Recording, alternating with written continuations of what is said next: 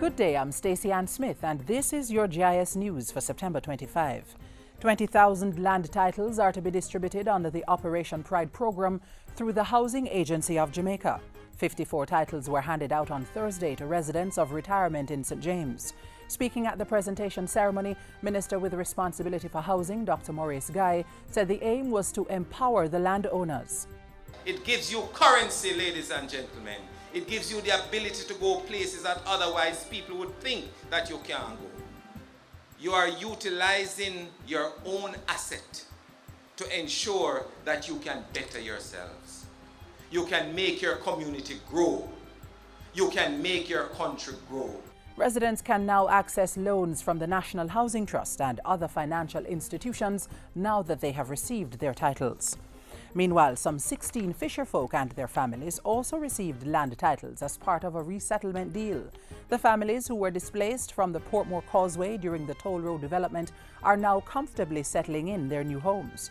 With the help of Food for the Poor, the National Road Operating and Constructing Company NROC built houses for the fisherfolk in the Portmore Villas complex. Managing Director of NROC, Ivan Anderson, also encouraged the new title holders to use the asset to improve their standard of living. It's a piece of asset that you can go to the bank now and say, lend me a money, here is my title. The structure is worth, as you know, the property is probably worth a few $1 million already, with all the improvements that you have made to it. Factory spaces have been identified to house various information and communication technology ICT centers across the island. Some 100,000 square feet of factory space is to be used to accommodate the centers. The Factories Corporation is working assiduously, and I know of which I speak, that in a very short time they will have big news for the sector. The factory spaces will be provided at the Caymanas Economic Zone in St. Catherine, the Nagohead Industrial Site in Portmore, and areas in Manchester and St. James. The development of the ICT sector will create jobs and boost the economy. The Industry, Investment and Commerce Minister was speaking at the recent launch of the Business Processing Industry Association of Jamaica. Prime Minister Portia Simpson Miller is now in the U.S. state of New York to participate in the 67th General Assembly of the United Nations.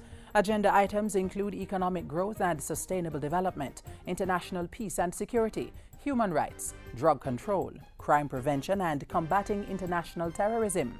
In addition to an address to the Assembly, Mrs. Simpson Miller will attend a meeting with CARICOM leaders hosted by United Nations Secretary General Ban Ki-moon. She'll also meet with the head of the Inter-American Development Bank, Luis Alberto Moreno, and attend a reception hosted by U.S. President Barack Obama and First Lady Michelle Obama. The Prime Minister returns to the island on Friday, September 28. During her absence, Finance Minister Dr. Peter Phillips will be in charge of the government. The Tax Collection Act will be amended to facilitate the implementation of a tax debt arrears management system. Under the Act, taxes that cannot be collected will be written off. It would also allow for regulations for the management of arrears of tax debts, and in particular, determining whether or not a tax debt is collectible or not. Senator Faulkner was speaking at the Jamaica House press briefing last week.